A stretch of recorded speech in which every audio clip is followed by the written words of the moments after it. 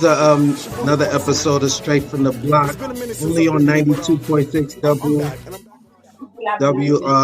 KBP the spot. I'm your host Duplano. Co-host, holla at him on the way in.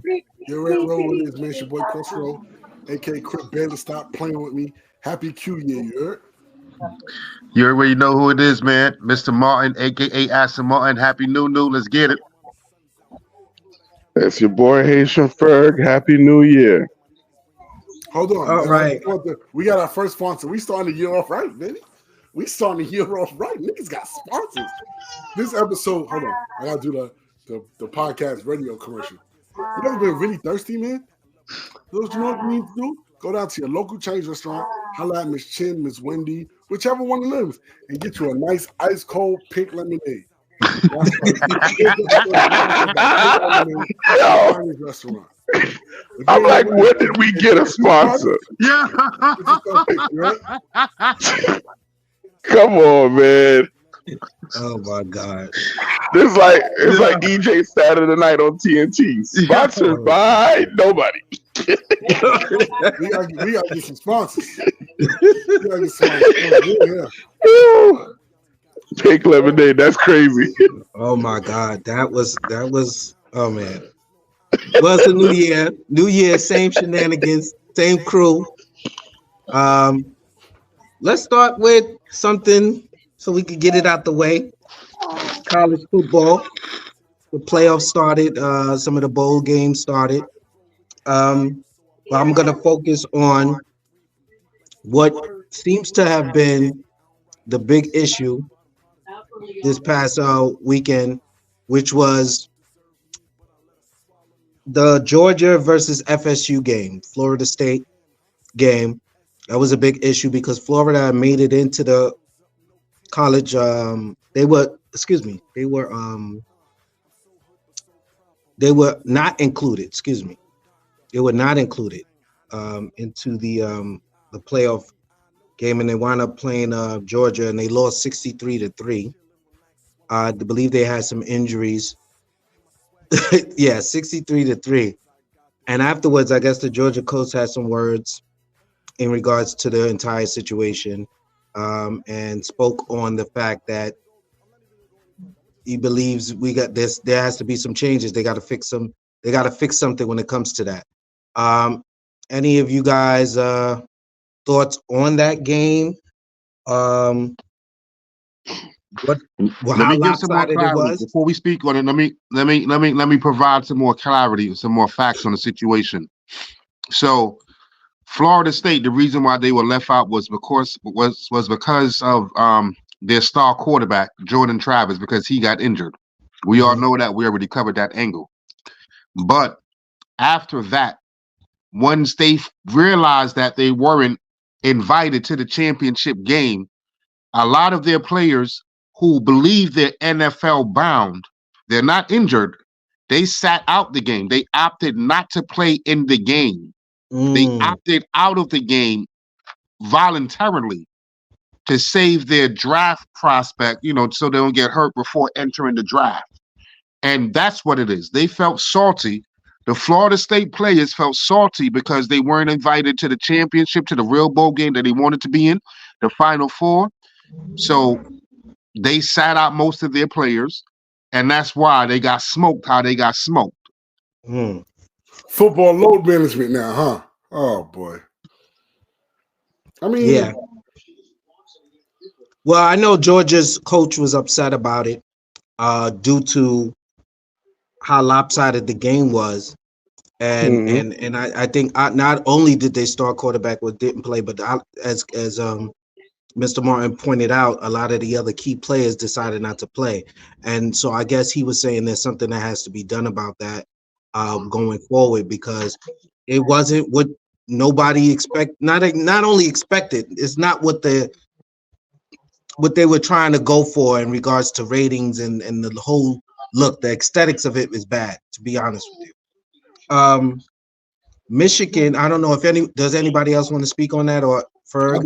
Well, yeah, what I was gonna say is good for college football. This is what you get when you try to control an outcome. Because the thing is, what they wanted the best possible outcome for the semifinals, right? So what they wanted to do was control the ratings, make sure they got the best teams out.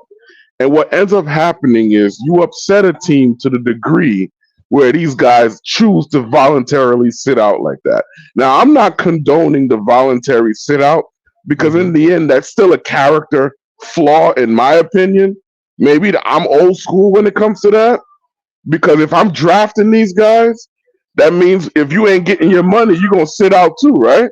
You get what I'm saying? You're not getting what you want, you're going to sit out. So, I get it from both sides, but this is a byproduct of college football always trying to maximize the dollar as opposed to just putting the teams that are supposed to be in there.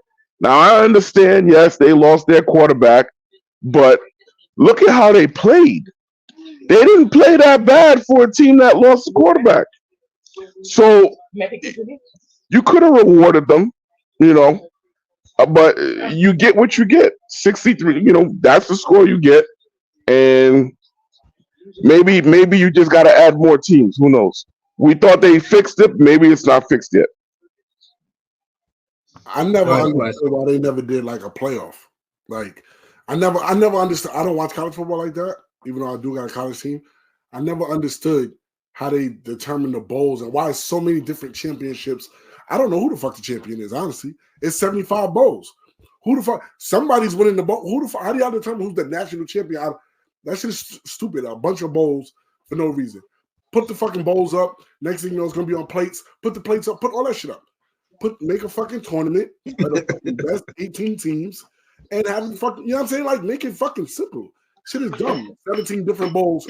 You got 17 different types of champions. Who the fuck is the real champion? I don't know. The nigga that won the chicken bowl. Or what about the nigga that won the burrito bowl? That shit is fucking dumb. Or the salsa bowl or the chicken bowl. Which one or the burrito bowl. Which is the big bowl? Which is the big bowl? The Rose Bowl? Yeah, listen, that's the next I'm one. with you. The Orange Bowl. The Rose and the Sugar Bowl. And the Orange Big either? The Orange and the Big game? No, the Orange is not. That was the Orange Bowl. Georgia beat FSU in the Orange Bowl. Well, that shit was the Idiot Bowl.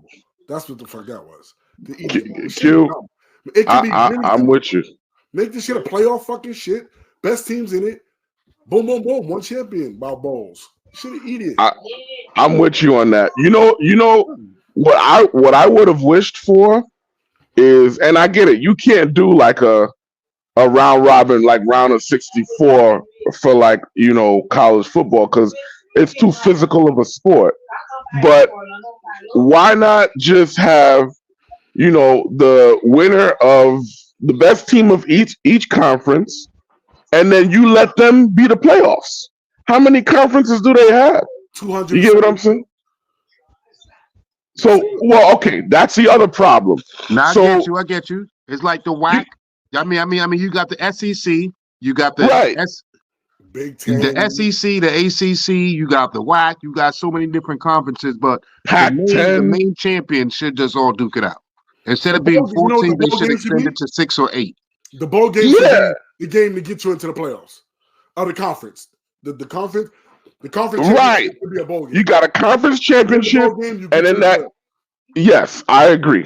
You do it that way. At least you give teams within the conference reason to fight to want to get in, because it's not just going to be the big name that gets in. You give them some incentive, and then if you're a big name team, you don't just get a free walk in either. And this idea that you can make your own schedule, BS. I'll be honest, I don't watch a whole lot of college football because of that. Because they don't know. It's like boxing, where the promoters ruin the sport.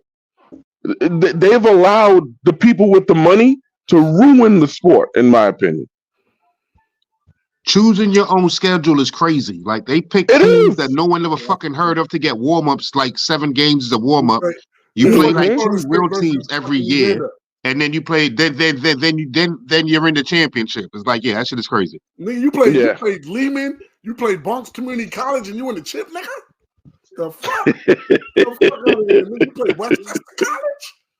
They ain't even got a football team. Y'all niggas is making shit up. Get the fuck out of here. Well, let's hope they fix it. Michigan beat Alabama 27-20. Shout out to Jim, the Harbaugh brother, out there. He won that game, and they will play Washington, who beat Texas 37-31. They'll play them in the national championship game. Just for anyone who doesn't know. And one of those bowls. Wait a minute. Hold up. Wait. I don't want to talk about the game that wasn't shit, that was a blowout, and not give those two good games that was played any recognition. Right. Ladies and gentlemen, that Michigan and Alabama game was a fucking bowl game. It came down to the fourth quarter, to Michigan having to come back to make that final drive, and then having to hold on to stop Alabama again. It was exciting. It was defense. It was Alabama getting their face smashed in, something that you don't see often. You don't often see Nick Saban, the godfather of college football, get out-coached and out-physical. And Michigan did that. First thing first, that was a hell of a game, physical game.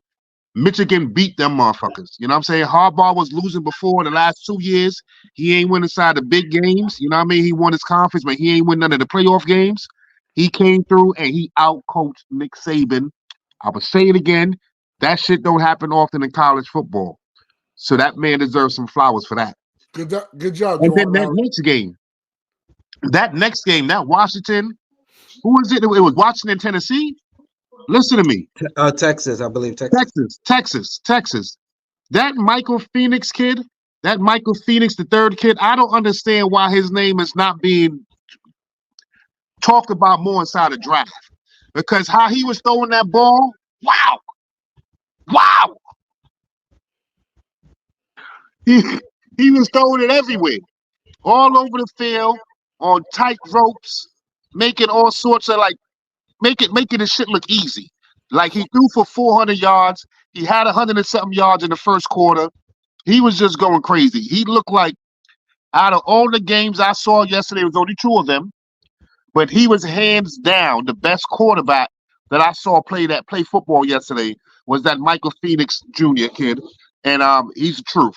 The kid's the truth. He could throw the ball. They beat that Texas kid. It was a good game too. That came down to the final play as well. It was more offense. That game was more offense. It was more of a shootout. But the Michigan game was defense. So that yesterday was perfect because the first game was defense, low scoring, but it gave you offense at the end and it gave you a good finish. And the second game was back-to-back offense going at it, a shootout. 14-14, 21-21, 28-21. Like they kept on going back and back. That shit was hot.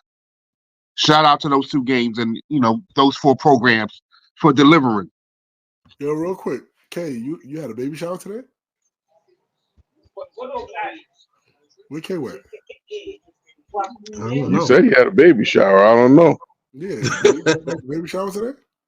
Why you say he's at a baby shower? We got the baby shower shirt on. Oh, is that what that is? I'm like, is this thing at his baby shower? I didn't know that was a thing. That's real commitment. And then we have to I say it again, Rob. What you said? No, he asked if you was at a baby shower. When? You at your baby shower right now? Why you say that? You have the baby shower shirt on. Oh. It's like you can't even ask him a serious question because you got to be prepared what he's gonna say. That's real commitment. I love it. All right, let's run through. This is what I'm gonna do, ladies and gentlemen. I'm gonna run through some scores. Stop me, Kay, because stop me. Any of you guys, if you want to talk about one of these games, but there's significant 3 games that I want to touch on, so I'm leaving them out. Okay. So if I speak of a game that you actually do want to touch on for a second, just stop me. Okay. So first you muted, Kay. Can you hear me now? Yeah. All right. Flacco flocking again. You heard? Before you even bring up the Jets game, let's just talk about Flacco. Look, it was the first game I was gonna. It was the first game I was gonna touch. Straight off the couch, another 300-yard game. He's winging it out there. His tight end, 134 yards. All of a sudden, and Njoku ain't been shit his whole career. But once you get Flacco, he's the best fucking tight end in the whole NBA. His shit is crazy. He's doing what everybody thought Travis Kelce's supposed to be doing this season. Once you get fucking Joe Flacco, big up to my man Joe again. That was 300-yard game. He beat the Jets, who actually had him last year. That's crazy. That was crazy. 37-20. The Browns beat the Jets. And I just want to say, I've always noticed this. Veteran quarterbacks love their tight ends. And if you're a backup with no experience, right? If you're a backup with no experience, you also go to the tight end a lot because he's the safe. I feel like he's the safety net. Yeah. So I've noticed since Flacco has been the quarterback, it's usually the backup and it's usually the veterans who knows how to get the tight end involved. So I'm skipping the next two games. Gonna go over to Buffalo beating New Orleans, 27-21. Chicago beat Atlanta, 37-17. Vegas lost to Indianapolis, 23-20. Jacksonville blanks Carolina, 26-0. Houston, CJ Stroud made his return, 26-3 over Tennessee. The Giants lost a close one, 26-25. Tyrell Taylor had a good game. He was looking good out there. That's all I'll say. Arizona. He missed the fucking winning pass. Hold up. He missed a 2-point conversion. The easy throw to Saquon. He'd have walked in for the 2 points and we'd have won. But that's neither here nor there. It's all right. Yeah. It's okay. He still did a good job. Put up more points than we did in like 3 games. But Arizona beat Philly. I don't know what the hell happened there, but Arizona beat Philly 35-31. Wait. I'll tell you exactly what's happening there. What I've been saying all year about Philly. They were lucky to have the record they had. They were never as good as the record said they were. Every single game Philly been in this year been a tight game. No matter who they playing with, it's always been tight games. And their character is showing. They're not. If they get, they could be easily bounced out in the first round of the playoffs. I haven't been on Philly's bandwagon all year. I don't like the way they play. Well, I will say this: adversity. Hopefully, this is a testament on what they're going to do in the playoffs because I think they play, if I'm correct, they play Tampa Bay the first game of the wild card right now. That's how they matched up. Well, hey, correct. Let me say this. Philly been looking bad. I'll say this. The offensive and defensive coordinators, they make a difference. And this kind of shows it because it's like Philadelphia kind of got the same roster on offense. Damn near they got the same people they had last year. It's just they ain't got the offensive coordinator. You know what I'm saying? Their offensive coordinator is out there looking like a genius in Indianapolis with Minshew. You know what I'm talking about? He's over there with Minshew and having Minshew balling out, the culture playing for the division title and a playoff spot this weekend. And look what Philadelphia offense look like right now. You know what I'm saying? Same people, same weapons, same offensive line, but they look completely different. They can't run the ball no more all of a sudden. They line ain't dominant no more. And on defense, they actually, the craziest thing about this game is that the head coach, Gannon, was the defensive coordinator last year that they let out the building. So he went back and beat his old team. You know what I'm talking about? Just to show them niggas like me don't come around that easy. You know what I'm talking about? When you got a good one in the building and you got a good crew that takes you to someplace, let's fuck a Super Bowl, double it all the way back. Just don't bring back the players. You got to get a coach some motherfucking credit. That's all I'm going to say about that. And you know something else too? If they are lining up to play Tampa, watch out. Tampa's got the defensive line that could get after Jalen Hurts. it might be the one matchup that they really don't want to face in the first round if that's who they're lining up with. I will review that and speak on it in a few minutes after we go through the rest of the games and the playoff matchups. New Orleans beat Tampa Bay 23-13. San Francisco beat Washington 27-10. Pittsburgh. Tomlin. 30-23 over Seattle.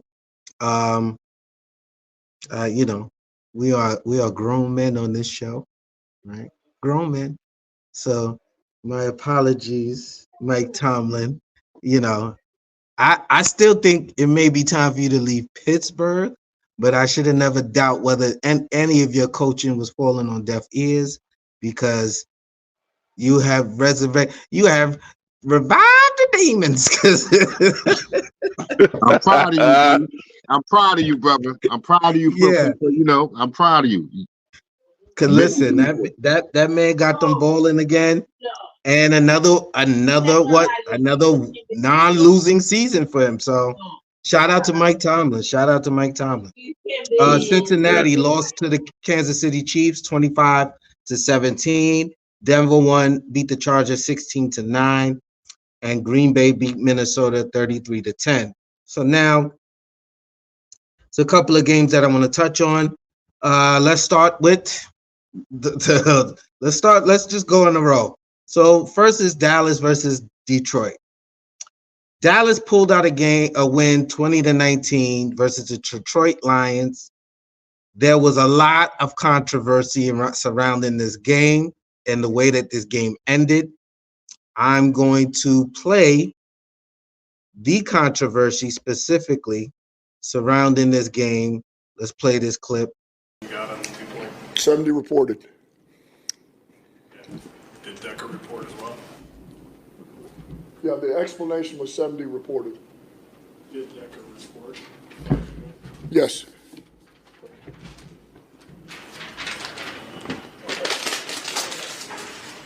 And do they need to announce that if both players report? Two people can't report. I don't want to talk about it. All right. I explain everything pregame to a T. Okay, I did that. 70 reported, 58 didn't, or 68 didn't. We threw it to 68. That was the explanation. Okay. So, I was fortunate enough, but I didn't have time to look up the clip. Fortunate enough to see them lining up and how they showed how once one person's covered, one person can't be eligible, vice versa, blah, blah, blah. So even though after already explaining it to the officiating crew, what play they were going to run and who's going to be eligible and who wasn't, who was going to be on and who wasn't, et cetera, so forth and so on. Somehow or another, and I know Mr. Bayless doesn't believe this, but somehow or another, they call this versus Detroit in a tight game. I think it's flabbergasted bullshit, and I think the fix was in, but that's just me. What are you guys' thoughts on this game, on this messed up call that might have caused Detroit a win? That definitely caused Detroit a win. That might have. I'll let the cowgirl speak first. Ladies first. Go ahead, my nigga. Yeah, go ahead. Try to put a spin on this. And then you can't get me. You ain't fixed. Fuck all that shit and all that shit. Sound like a bunch of bitches bitching. Listen. Ooh, first of all, there's been plenty of times we get gypped and a bad call or some shit costs us the game. Niggas don't go through all that. Niggas do all that. But when it's us, it gets done to us all the time. And we got to hold that because we the Cowboys. But when some shit and it happens to actually fall our way, now niggas want to start bitching them on it. Oh my God. 70, shut the fuck up about 76 and all that shit. Fuck that shit and all that shit. I know what y'all trying to do. Y'all trying to use that podium to sell pussy out here. Y'all ain't fucking slick. Fuck that shit and all that shit. Anytime, yo, we get so many missed calls or some shit that fuck us up and cost us and be a playoffs and all that shit. We gotta hold on. We can't say nothing. But as soon as something go that might not have been correct and it goes in our favor, it's a big fucking deal. I don't see what the big fucking deal is. They missed the call. They missed the call. They missed the call before that too. The fuck? That it happened, bro. When it comes to us, that's a big deal. I just want to point this out. I just want to point this out to you, Quest, just so you understand how big of a fuck up this was. They have been they have been excused. That whole officiating crew has been excused from any playoff games, bro. Yep. Any playoffs game. That's how bad it was. They literally told them what they're gonna do, did it, nothing illegal was done, and still was a play called against them. That's bro. That sounds like money taken under the table if you ever heard it in my life. You talking about missed call? This is not a pass in. This is not even a pass interference, bro. This is not like a defensive holding. This is who's eligible and who isn't. You think there would be a big deal if this was Kansas City? No, it's fucking Cowboys, so that's why it's a big deal. And it's in favor of us winning. If it was in favor of us losing, niggas wouldn't have made this big of a deal. You see, that's where you're wrong. And you know why I say that? It's because the teams that got the biggest fan bases are usually the loudest. They got the loudest fans. Had this been the other way around, okay, and Dak Prescott throws to an eligible lineman, and then they call that on y'all.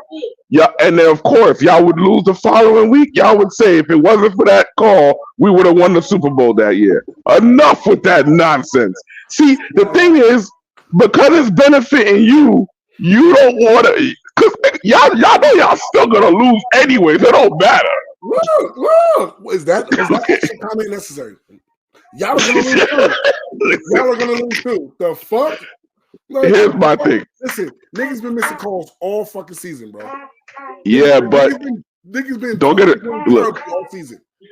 And look, the officials. The one time, because we never get shit in our favor. The one time some shit happens and we win off of it or whatever, or it's a discrepancy that ends up in our favor. So it's boom. But it was plenty of times where shit doesn't end in our favor, and we just got. Why is that your response? Listen, was this horrible or was it horrible? Oh well. Was it horrible? Was it horrible or was it horrible? It was horrible. Your excuse is it happens to us all the time. First of all, that's a lie. First of all, that's a lie. Wasn't it a call before that play that was in favor of what's going on? Shit, they missed a lot of calls. Shit happened. Quest. You gotta be objective. It was egregious. Oh well. It's egregious. You see stripes? No stripes. Not my job. And not my job. Oh no. I get it. It ain't your job. But the thing is, I don't say no. The officiating this year in the NFL has been trash. And to get your whole team washed from the playoffs, that's like telling an MTA driver he's not getting no overtime, no Thanksgiving overtime, no Christmas overtime. Could be the NFL trying to fuck because he ran his route so bad. Like you know how for the holidays, we don't want you. Facts. You know how bad you got to be told you ain't reffing no playoff games. The NFL could be trying to serve up their fuckery and trying to get their little idiot refs in there to do their fuckery. This is why this is why you remind every fan, every football fan, why it's so easy to root against the Cowboys. You make it so easy to root against y'all. And you know what he's doing, right? He's setting up the loss. Because the playoff loss, they're going to complain about every flag that comes their way, and they're going to say the NFL tried to get us back. Well, I will say this: they get a layup. They ain't going out first round because they got a layup. Right now they play Green Bay, so they got a layup. Yeah, thanks to the refs. Watch Jordan Love come in and wax that ass. Watch. That's crazy. That would be crazy. Mike McCarthy gonna be like, I should have never left. I'm gonna watch the game with the Jets. You're gonna take his ass back to McCarthy Way in Green Bay. You know what I'm saying? Right? She was like, yo, they got my playbook. I'm gonna go to Giant Stadium and watch the game. Ain't nothing going on there. Giant Stadium don't exist. It's gonna be closed. Ain't nothing going on there. It's been closed. It's crushed. It's demolished. American Dream now. It's called American Dream. They got a Nickelodeon store in there. Yo, I swear, when the Cowboys lose, I need you to log on with the same energy, bro. I always have the same energy. No. Berg, you already know his energy is gonna be where's your team? Where's your team? Where's your team? Where's your team? Where's your team? Because if you don't win the Super Bowl, you're a loser. If you win the Super Bowl, okay. Listen, sir, just do me a favor. Just actually get where you predicted you're gonna go. Not being a loser, it's actually getting there. You know that's the whole motivation for people hating the Cowboys. Y'all don't even get where you say you're going. It's not even losing. Bring back when I said we was going to the Super Bowl this year. I didn't say that this year at all. Yeah, okay. I look for it in the group chat. The last show you said it. What you mean? Yo, Buck, I did not say that last show. No. You said it this year too. But don't worry. I promise you I'm gonna look for the footage. I'm gonna look for it just to bring it on the show. Yeah, bring it on the show. Okay. I know I didn't say it. Yo, D, you gonna run it like on a loop? Like, yo, we just had Super Bowl picks. Yo, we just did this show and we had Super Bowl picks. Yup, and you picked the Cowboys. You picked the Cowboys. You said the Cowboys. You said the Cowboys versus Baltimore. So what did you just say? You said you didn't predict y'all was going to the Super Bowl. Right, I picked them because you asked me. But all season I wasn't like, we going to the Super Bowl. We going to the Super Bowl. I didn't say nothing this season. I was just like, bro, once you make the pick, you make the pick, man. Now you gotta own Cowboys. So hold that big L when it happens, okay? Hold the big L when it happens, okay? All right. Well, we all gonna be holding big L's. Well, I'm gonna talk about the next game, and then we'll go to the last clip that I want to play because I definitely want to get your opinion on it. Since we missed last show, we got a lot to talk about, catch up on. So I'm gonna play this clip, and then we're gonna talk about. We're gonna let Mr. Martin speak right after this. Okay? You go first. Right has after come this. out and has become a better quarterback this year. He is doing better than I thought, throwing the ball and just, being the quarterback, especially after losing his favorite target to Mark Andrews. And I see it. But to me, the MVP is somebody who has been kicking ass and taking names week after week. He had a great game against the 49ers. Great game. The defense, exquisite against the 49ers. But he's also had 4 games this year without a touchdown pass. 4. Then he's had other games where he had 1 touchdown. 2 games, he has not been. In the words of Colin Cowherd, stars attract stars. No, I'm just kidding. This is what we do, and Rich. But I want my quarterbacks to be quarterbacky. And to me, Lamar Jackson's just a great athlete, and he's done a really good job. And he had a great game against the 49ers. Prisoners of the moment. He is not the MVP. I think Lamar. She said he is not the MVP, but I'm going to let Kay. This is your time to shine.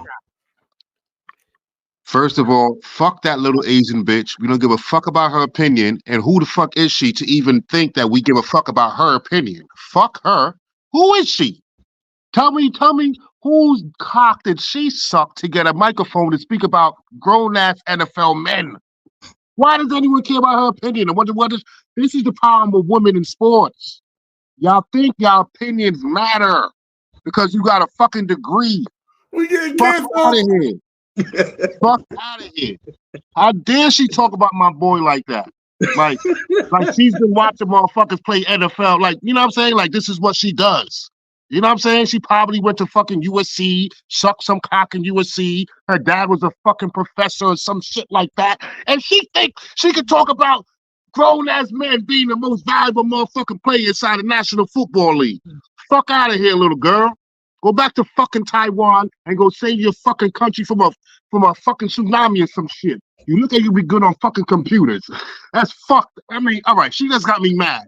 She really got me mad. All right, let me focus on What's the Lamar. viewpoint? Let me focus on Lamar. How dare she though?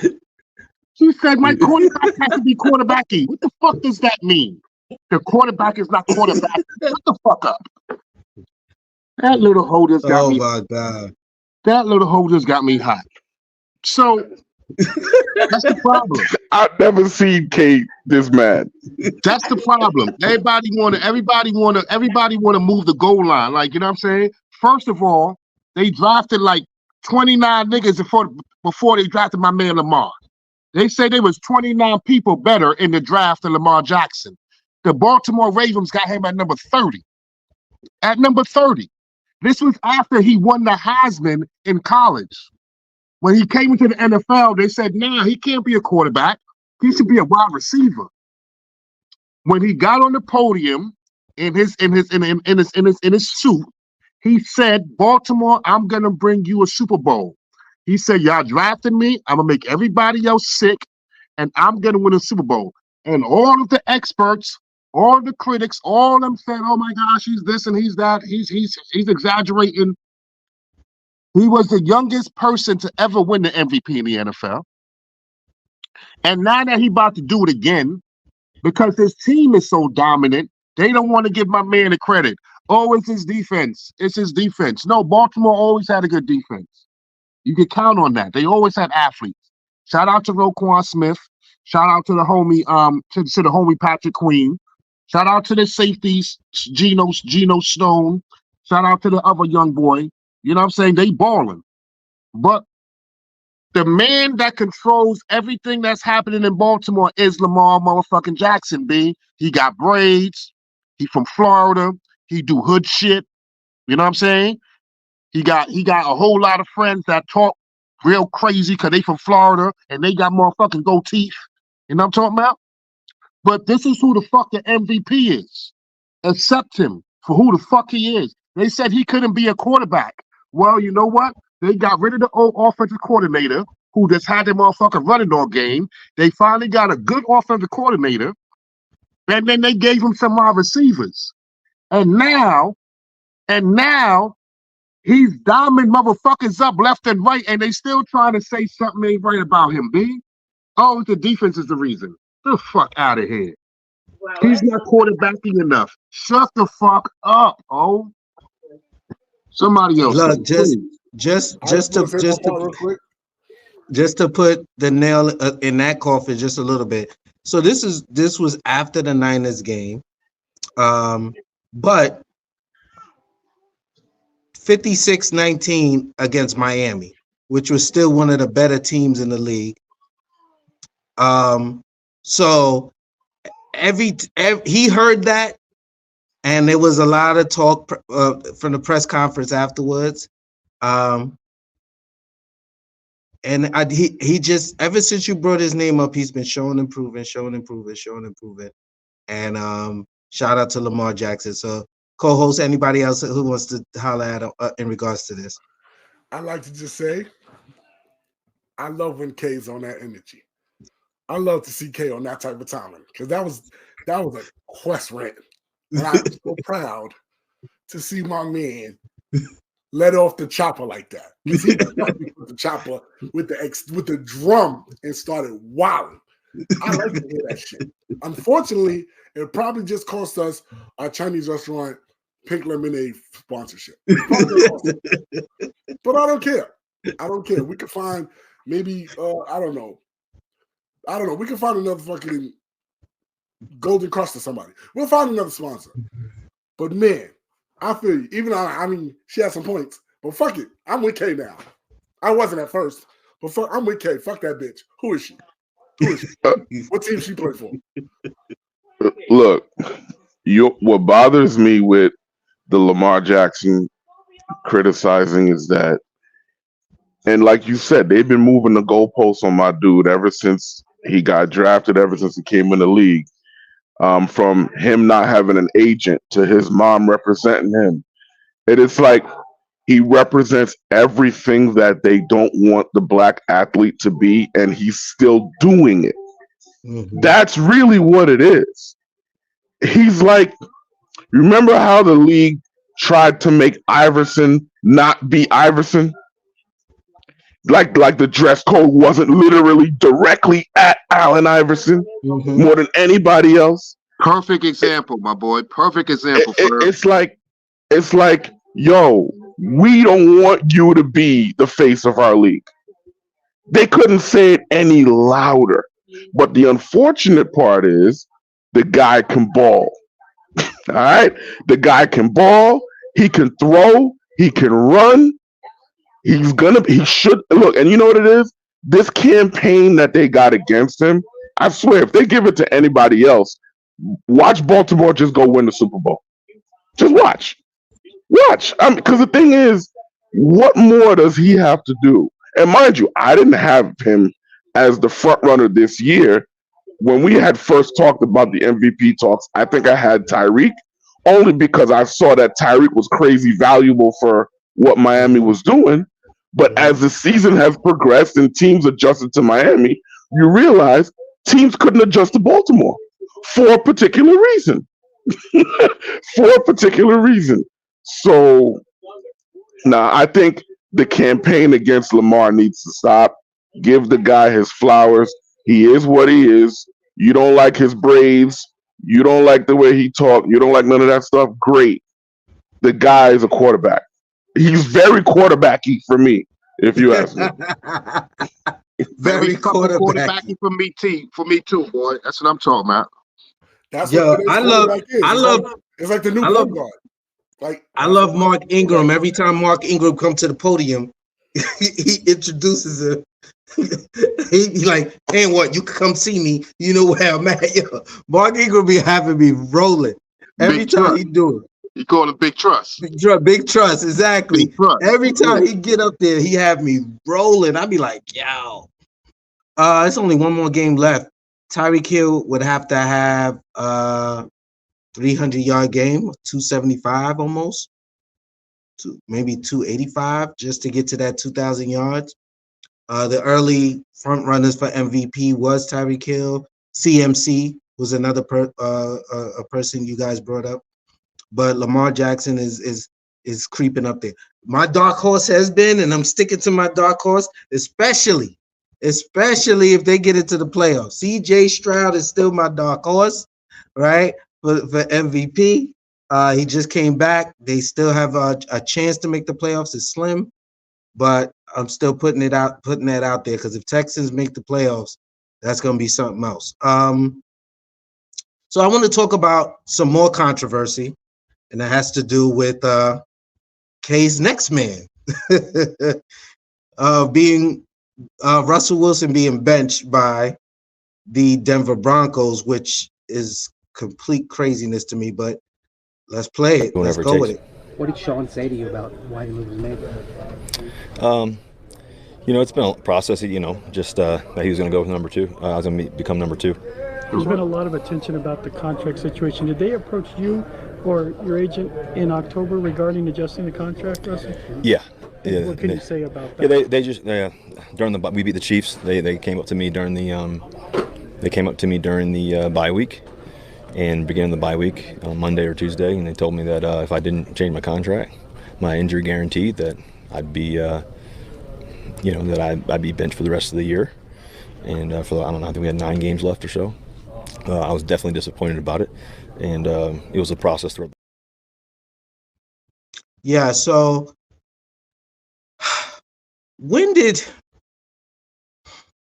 So first, let me speak from the heart. Everybody knows how I feel about the NFL. Anybody that knows me knows why I don't watch football. And it's because certain things is just so blatantly obvious that it drives me fucking insane. I ain't trying to go on Super Saiyan like K right now, but like K did. But it really bothers me. It's like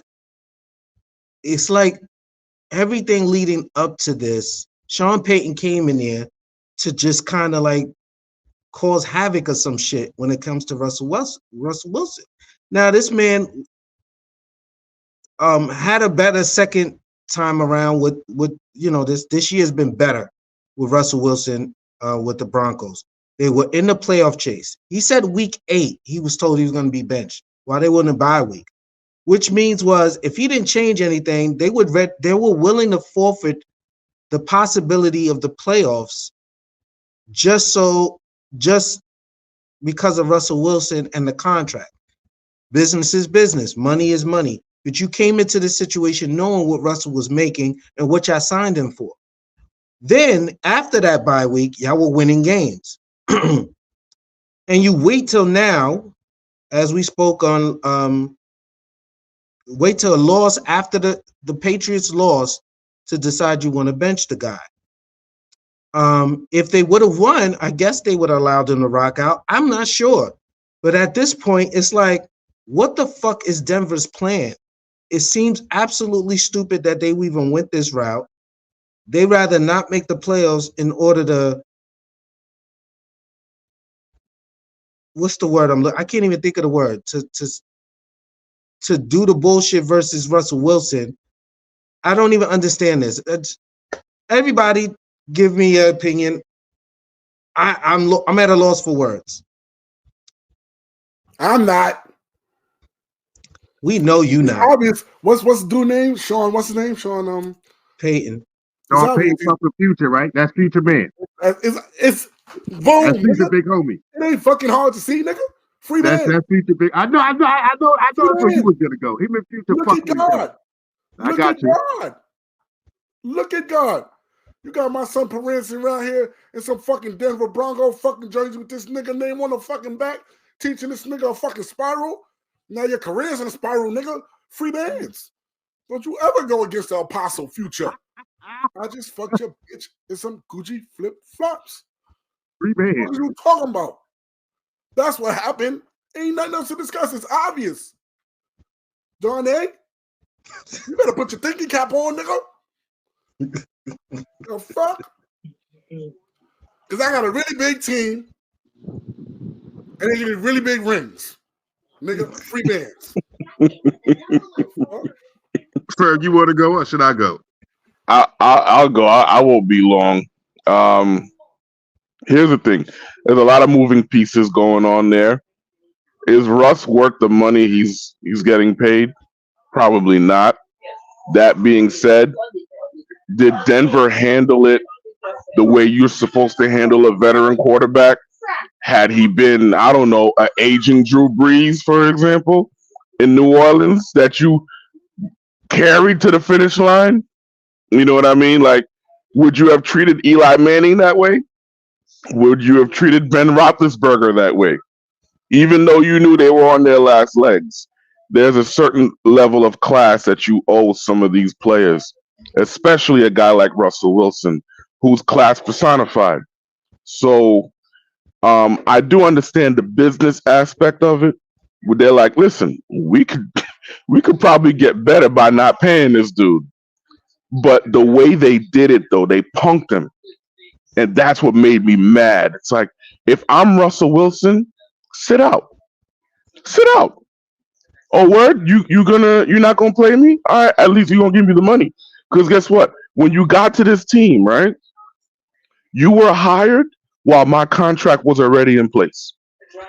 You came in and did all of this afterwards. So Russell isn't that guy. He's a class guy. So he'll go on to another team. He'll get another job. He's not going to get the money he was getting before. I guess you know what? You know how they always say like nice guys finish last. That's Russ for you. Right when you need him to stand up for himself and actually, make some waves, he doesn't do it. He doesn't do it. But it ain't his fault. The organization really did him dirty. They did him dirty, but I don't see them doing that to a lot of other people. I really don't. To ask the dude to waive clauses in his contract, knowing that your plan is to cut him anyway. So basically, you make it look like it was a mutual thing when it wasn't. Get out of here. Sean Payton, he know what's coming to him. So I ain't gonna hold you.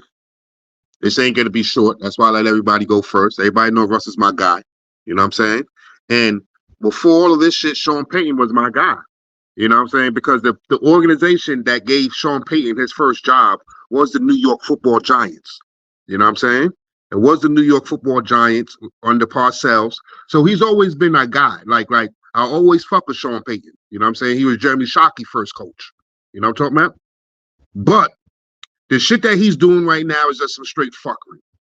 Like my boy Ferg just said, the worst part about it is that Russ is the nicest motherfucker in the league. He has so much class, and he's such a role model that he can't curse. He don't even curse. You know what I'm saying? Russ don't even fucking curse. Like, my nigga, suck my fucking dick. You know what I'm saying? Eat a dick, my nigga. Because we got to remember, B, it was horrible last year under that nigga that ain't know nothing. You know what I'm saying? The Jets offensive coordinator right now when he was the head coach. They blamed everything on him. Right? Hackett. Under Nathaniel Hackett he came in talking shit about Hackett. He blatantly said that this was the worst coaching job ever in NFL history. First of all, coaches don't even talk about coaches like that. White men don't talk about other white men like that. The shit was crazy. Mm-hmm. So you knew Sean Payton came in the season on some shit. Then he's talking about, oh, I don't want my quarterback kissing babies. I don't want my quarterback kissing babies. When the fuck since that was a problem? Because in Drew Brees, the babies was lined the fuck up. I mean, in New Orleans, the babies was lined up for Drew Brees to be kissing them motherfuckers. You know what I'm talking about? He was the prince of the fucking town, and he could kiss who the fuck he wanted to kiss and do what the fuck he wanted to do. All of a sudden, you come and you got a black man making $250 million, and it's an issue. He can't kiss babies. He can't do this. He can't do that. But then, y'all go on a 7-game win streak.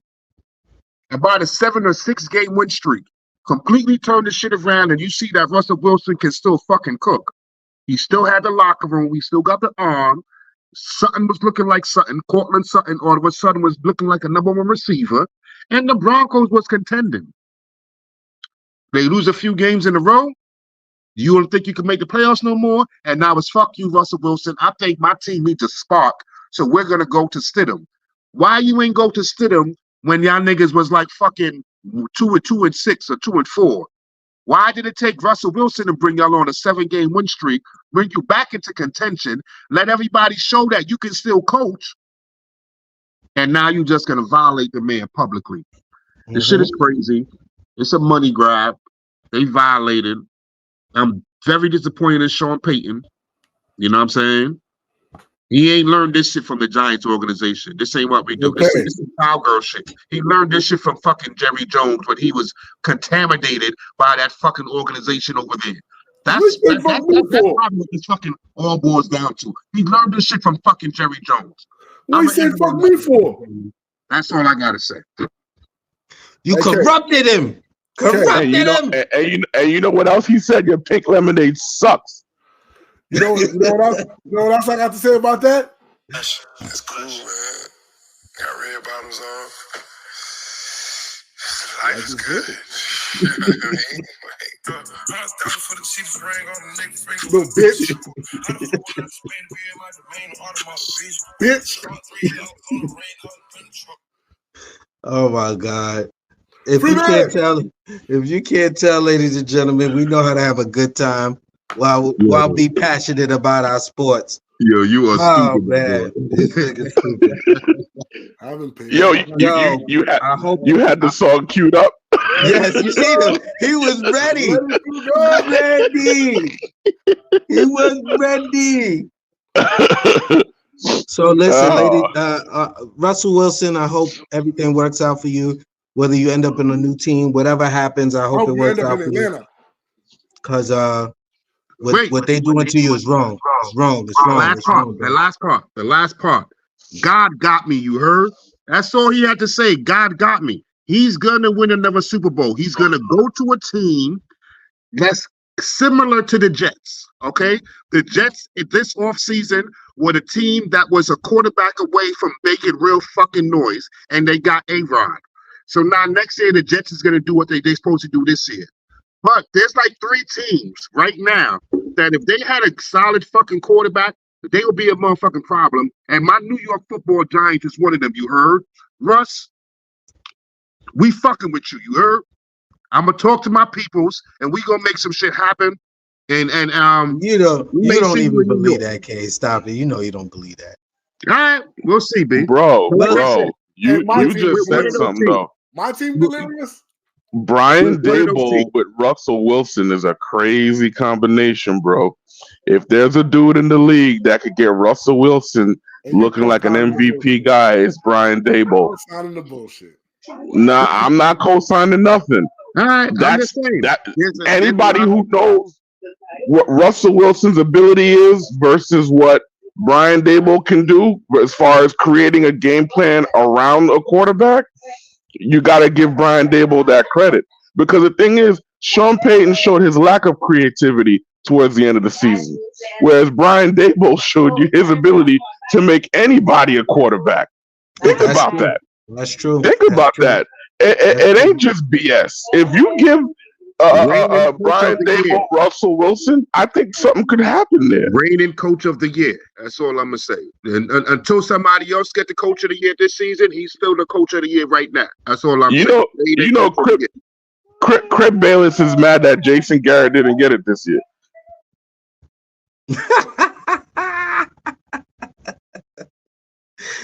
True. Woo, woo, woo, woo, woo, woo, woo. Oh. It's cute. Well, let's go to some more positive news. Detroit has ended the losing streak. Detroit has ended the losing streak. Ring the bells. They started fires in the street. It was pandemonium in Detroit. And they did it before 2024. I respect it. They ain't coming to the new year losing, bro. That is what's up. They beat the Toronto Raptors 129-127 at the perfect time. At the perfect time, because Toronto Raptors and the New York Knicks made a trade. And so there was players that were unavailable.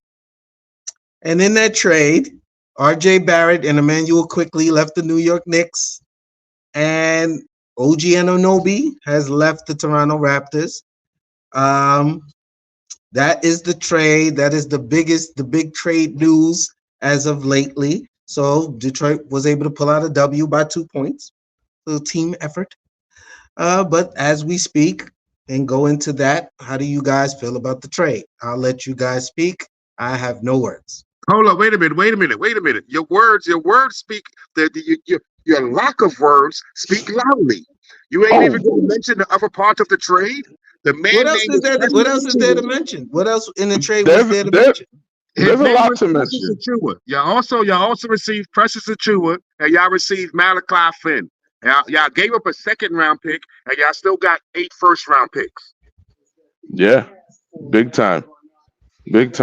I mean, and if you factor in, this is what the Knicks have been asking for the past 5 years.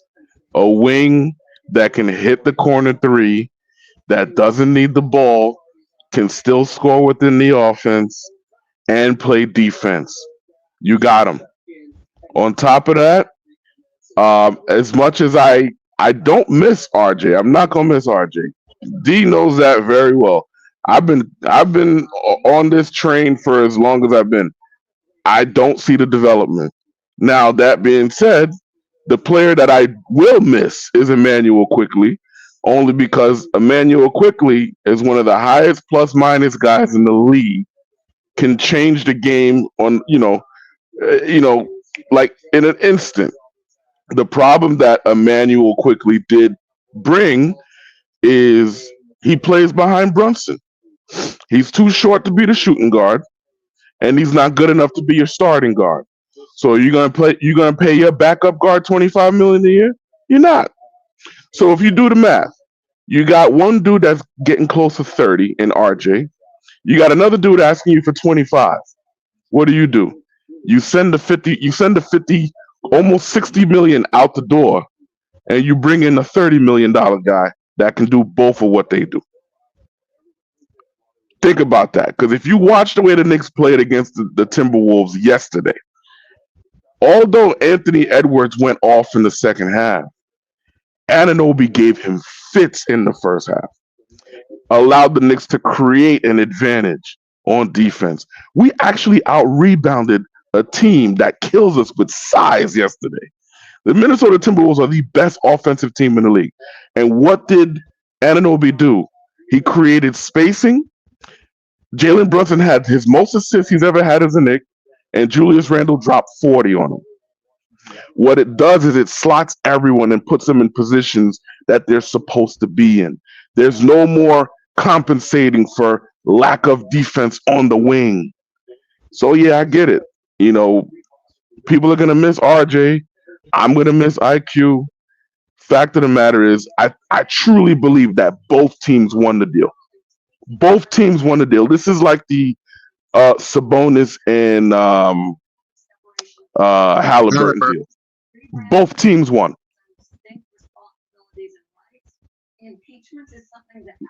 Crip Bayless, what you got to say, my boy? Oh man, I don't think it's a bad trade. I think it's good money. I didn't think RJ been the same bullshit, no jumper shooting ass nigga he been. Pack that nigga up, send that nigga back home. Watch him kill though. I ain't gonna lie. He gonna get to Canada and probably start wilding out. That Canadian air start hitting. He start eating that Canadian bacon and what's the little cheese shit that niggas be eating out there. And he starts saying the beat. He gonna start killing these niggas. I like OG Nobi. I like him. I think Precious Ichu Sasuke's African brother. I think he's nice. I think the Knicks came up, bro. I think the Knicks made themselves a little bit more. They gave themselves more depth, like you just explained. Like from that game that they played with, it all fit. I ain't seen nothing wrong with the trade. It was a surprise. It was a surprise. I was like, oh shit, look at these niggas making something happen. So I mean, for me, still gonna finish like if. So Sick. for me, still mid. But for me, you know, yeah, this is somebody who the Knicks have been pursuing since last year. They have always been the number one team when it came to OG Anunoby. When you heard about the rumors about him, it was always to the Knicks. But Toronto always wanted a first-round pick. The Knicks wasn't trying to give up one of their first-round picks. They wanted 2 picks, 3 picks, I don't know. But they always wanted first-round picks. So finally, but the Knicks was always, and quickly was always going to be a part of the OG trade. They love him in Toronto. That was always going to be a part of the trade. I feel how Ferg feel. You ain't going to miss RJ Barrett because OG is an upgrade over him. IQ, y'all gonna miss IQ. You're going to miss IQ because IQ was a walking bucket off the bench. He come off that bench and he just know how to score. It was like almost going to be a 6 man of the year. Just consistently, I know my role. When I come in this game, I'm giving you 20 to 30. Every shot, I got the green light for everything. And I'm just scoring. I'm a walking bucket. But I was watching the Knick game yesterday, and I don't know about this kid, but I know Darnay always talk about this McBride kid, you know, always talk about McBride, and I realized, like, well, this is the time for McBride to show that he's ready to be a solid role player inside the fucking NBA, because Darnay never wanted to trade him for anybody because McBride has so much potential. It was McBride and the other guy. I forgot the other guy's name. But, you know, the Knicks always Grimes. Yeah, Grimes. Grimes and McBride. They must have went to school with him or something. Darnay don't want to trade none of them motherfuckers because they got so much potential and they're going to be the greatest. Them niggas is time to show that they can actually hold down the backup point guard role and give Brunson a solid 10 minutes. All right. Another area where I really feel like this is going to help out the Knicks is that Precious Achiuwa is already, if not the best big man, the second best big man in New York right now. At the moment he got there, Hartenstein is better, but Precious is tougher. He's tougher. He's going to take charges. He's going to block shots. He's going to get you a double-double. And he is going to be a real difference. He's going to be a real rotation person. Forget fucking old ass Fort Greene. Taj Gibson. Taj is our. He's our Udonis Haslam now. Yeah, but he shouldn't be. He shouldn't be playing for y'all. He shouldn't be actually playing minutes. He wasn't supposed to be. I can understand him coaching from Fort Greene. Give that nigga one of them joints, my nigga. A little fucking joint so he could coach from fucking Fort Greene projects, my nigga. But as far as being in the stadium with a uniform on and actually being counted on for minutes is crazy. That's crazy for y'all. I want better for y'all. And Precious Achua is better. Forget Jericho Sims. You give that man a solid 15 minutes a night, 15 to 17, maybe 20 minutes a night, and he'll get you a double-double. He'll block a shot, and he's going to hit the fuck out of somebody. He's a tough nigga. He's not backing down from nobody, B. So the Knicks needed that. With the loss of Mitch Robinson, it exposed that y'all don't have no bigs. And Precious is a big that's going to make y'all better too. I agree 1,000%. He actually fits into the defensive scheme really well. First game yesterday, you could tell he didn't really know where he was supposed to be, but he's basically your backup four. He's your backup four now, or five, or five if you need him there. Yeah. Because the thing is, I can clearly see where he might be getting minutes over a Jericho Sims, even when Jericho is healthy.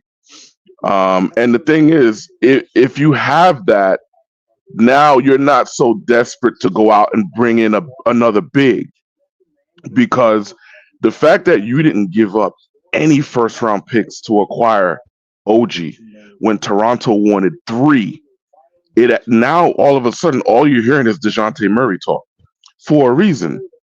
You're hearing that for a reason because Atlanta wants cap relief. They don't have draft picks. And what's the one thing the Knicks can offer? The Knicks can offer cap relief in an expiring contract in Fournier, and we got the draft picks. Now, just imagine a starting lineup of Brunson, Murray, Anunoby, Randall, and Hartenstein with who you know you got coming off the bench. Changes a lot. And mind you, DeJounte Murray is a rental. If it doesn't work, you still got the cap space, given that you shipped RJ out and you don't got to pay quickly. You can still bring in Donovan Mitchell as a free agent. I'm telling you, it's class A asset management. You got way more than you should have gotten for RJ Barrett, in my opinion. You're muted, Kay. Kay, you're muted. Oh, okay. Y'all hear me now?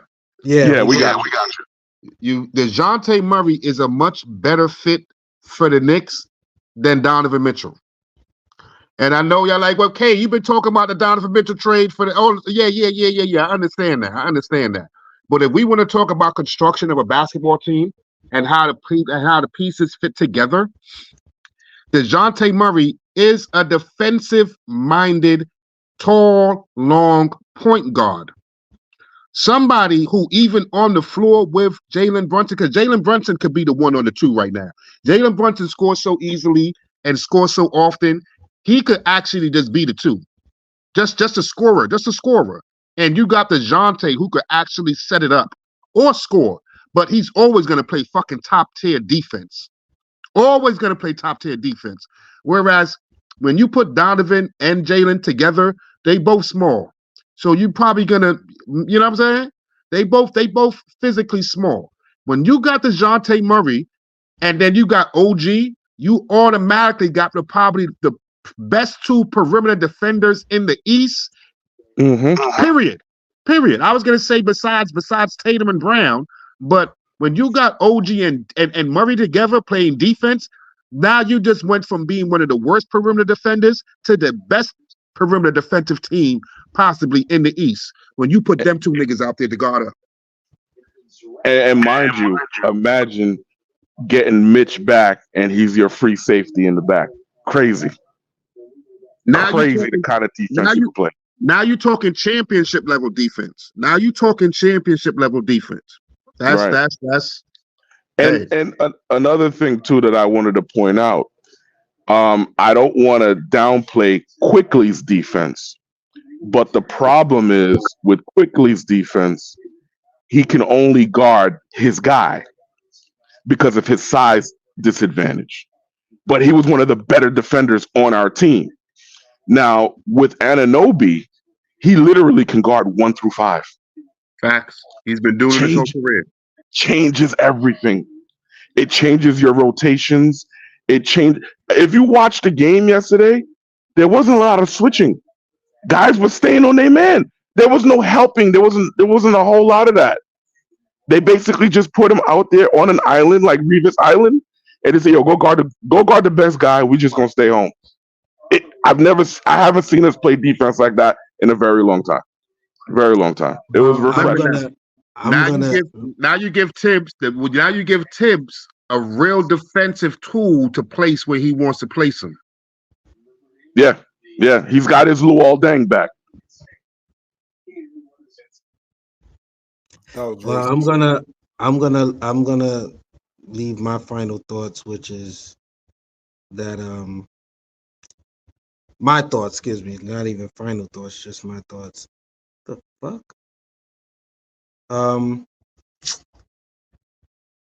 Whatever people are thinking about this trade is going to be very clear in about 8 more games, on whether it's good, bad, indifferent. I think we got to see one game of both OG playing with the Knicks and with RJ and Quickly playing in Toronto. They both had very good games, both teams respectively in their trades. So OG had a good game, and then RJ and Quickly had a good game in Toronto. I think what's going to be glaring to me is going to be the offensive end. And obviously, if these guys that you mentioned, if Grimes off the bench, if McBride off the bench don't step up offensively, the hole that we're missing is going to be very glaring. It's going to be obvious that we're missing the extra scoring from the Knicks, because we gave up 30 points. Gave up above 30 points a game, between Quickly and RJ, for a guy that averages really about 15 points a game. Now that average could go up in the flow of the offense with the Knicks, but when it's time to score, when we need the extra scoring, if the other guys don't show up, or if he doesn't somehow compensate, which I don't expect him to be the 20-plus point scorer on the Knicks, but we got to get this extra scoring from somewhere. And I think I'll elaborate more on that on Saturday when we do a Knicks broadcast and just to talk about this trade in depth. Quest, you have any last words before we end the show? When do I get a Clippers show? You're the only Clipper fan I know, so it would be a solo show. K, he'll get a Clipper show when the Cowboys win the Super Bowl. How about that? I think that's fair. That's a fair. Listen, if y'all win the Super Bowl this year, I will do my research and I will come on this show and we will talk Clippers all day. I will do it for you. Pause. A whole PG hour of PG. How about when the Giants beat us? No, I'm dead serious. That's not happening. No. D, mark it down. Mark it down. If the Cowboys win the Super Bowl this year, I will come on and we will have a whole Clipper show. I promise you. If the Cowboys win the Super Bowl this year, y'all are all getting y'all pink slips. And it's gonna be the Quest, straight from the Quest show. Straight from the Quest. What? You're gonna be filming from? You're gonna be filming from Arlington at the AT&T Center. There's gonna be 4 different pictures of me. All y'all niggas fired. It's gonna be the Quest show. Hey, Quest, what you think about that? Look, he could actually have a Cowboy show because there's so many of them. You can have a bunch of Cowboys on here just talking about yeehaw!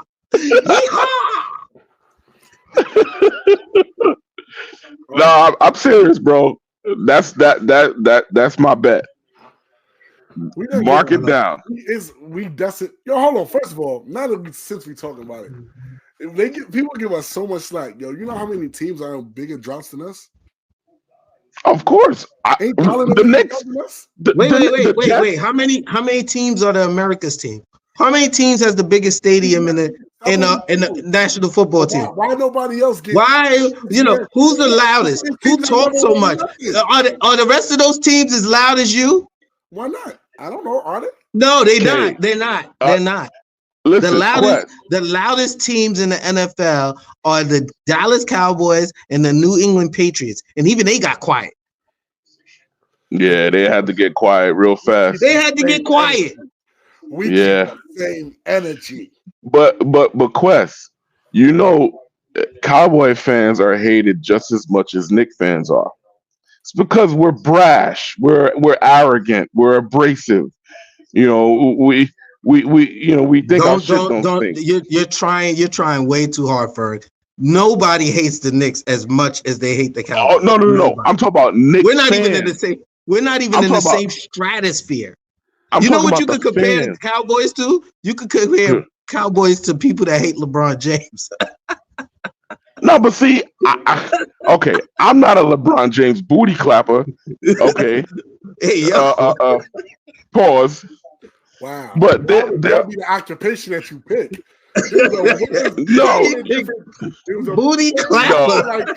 No, you want to know why? You want to know why? Because on one of the podcasts that I follow, we were in the Patreon membership town hall meeting, and the dude called all the RJ fans. He called them all booty clappers. Some of the dudes logged off. They got upset. But the reason why I say it is because the LeBron hate, some of it is crazy, some of it is outlandish. But the problem is, you could just be objective about LeBron and still be considered a LeBron hater. That's where you lose me. That's a fact. That's where you lose me. Like, for example, the video of him toe tapping the 3-point line. It's if you look at the photo, yeah, he's behind the line. If you look at the video, he tapped the line. You can't even say he tapped the line in the video, or you immediately LeBron hater. So, I mean, look, Quest, for you, honestly, from the bottom of my heart, as a Jet fan that knows what it's like to not win. Yeah, it's been 54 years for y'all. I would be happy for you if the Cowboys actually won this year. I really would. No. See, I'll keep it a stack with you. I wouldn't be happy because we would have to hear your mouth. Oh my God! For the next 10 years. No reason. But no reason at all. You don't even understand the heat we would catch if the Cowboys win a chip right now. Y'all will have to hold that. Listen, I'm quitting the show. I'm quitting the show. You will not even see my picture of me. I will quit the show. I will be the moderator with no picture. I'll be typing to y'all. You will not see my face because I can't deal with it. I couldn't. For like 10 years. It gives me 10 years worth to talk. Wait, K. It's him, Goons, Pukas, and it's like 4 or 5 Cowboy fans in our group chat, Ferg. We would lose our freaking minds if they won. We would have to go into hiding. I'm going to Dallas. What do you think would happen when the Knicks win? The Knicks win, people would just, most people would say about time. They would just be happy for us because we've been struggling for so long. I think we tear down the George Washington Bridge. I don't hate the Knicks. You know what it is? These young niggas, the younger generation has never seen a good Knicks team. I've seen the Knicks when they was contenders. Yeah, me too. Me too. These young niggas, it's like, remember when the Clippers was trash? Like super trash? Like always the worst team. Like these young niggas don't really know. Well, yeah. The Clippers always been pretty decent since. Right, that's true. 15 years. You know what I'm saying? So they don't know. They don't know good Knicks. I know good Knicks basketball. You know what I mean? I've seen it. So I don't hate the Knicks. I'm just not a Knicks fan. But I'd love to see the Knicks win something out the East. What's my team in the East I like in the East? I don't know, but it ain't the Knicks. But I'd like to see the Knicks win. I like to see them do good. Well, hopefully we will see what's going to come of the Knicks in the future with these moves. I just want one thing because y'all know I hate. Yo, I can see it in D's face right now. All he want to do is yell, "RJ, please come back." I can see it. I can see it. I don't. And you know why, Ferg? But I'm gonna leave it for Saturday. I don't want him to come back. You don't want him to come back? No, I don't want him to come back. Nope. Okay. Nope. I know why. Won a chip. Oh, I'm sorry? When's the last time San Francisco won a chip? The 49ers? It's been a minute, right? Oh, okay. Okay, we can't hear you. Move away from the phone. Do something. Yeah, there we go. Steve Young. And that's also the Cowboys. That was like what, early 90s? But they've been but correct me if I'm wrong, they've been to two Super Bowls. They've been to 2 Super Bowls, but they haven't won. Hey, Super Bowl. Hey, Donnie. Yeah. If I wake up with 3 bitches in the bed and I don't fuck, does it count? Okay. Well, wait a minute. No, it don't count. Wait a minute. Who's telling the story? Who's telling the story? Who's telling the story? Because as far as I know, if I was in the club and I see you walk out with them 3, yo, he closed. Nah, if you wake up in the bed with the butt ass naked, you can't tell me something ain't happened. Look. All I know is if I'm a nigga and I see the picture, all the bitches is guilty. They can't go back home. They all guilty. They all guilty. I don't care what you tell me, sir. I promise you, I never fuck. I didn't fuck. Yeah, all right, bitch, you're dead. Yeah, there's a photo with you right there with Quest and his cowboy hat. That was you. We do for one. Let's close this show. Cowboy boots. I'm giving you my hat, and I'm a mosey on down to Dallas and celebrate. So now, this is why you gotta respect my fucking trophy from 2012, nigga. Cause it ain't been 40 years, nigga. It's 2012, my nigga. 07, my nigga. Fuck out of here. It's 10 years. It's over 10 years. It's been over 30 years for you, but you still talking, right? You still a fucking cowgirl, right? It hasn't been 30 years for us. Yeah. It has, bro. What the fuck does the 95 mean? Year. What I mean, 95. Do the math. 29 years. 29 years. All right. All right. Yeah, but don't let the Giants, who ain't been in the playoffs in so many years, but still got a more recent championship than you, say something. That's all you niggas got. That's all y'all niggas want to bring up. Y'all niggas ain't better than these Zambas football team. But you know what it's like, though? It's like the Yankees and the Red Sox. I can't stand the Red Sox fans who talk about like, oh, now we on the same level because y'all won 4 championships to our 27. I get it. Nah, it ain't even comparable. These Cowboys. No, you don't think so? No. Red Sox fans, listen, Red Sox fans don't even annoy me anymore. They ain't annoyed me in a long time. Since Manny and Big Papi, they haven't annoyed me.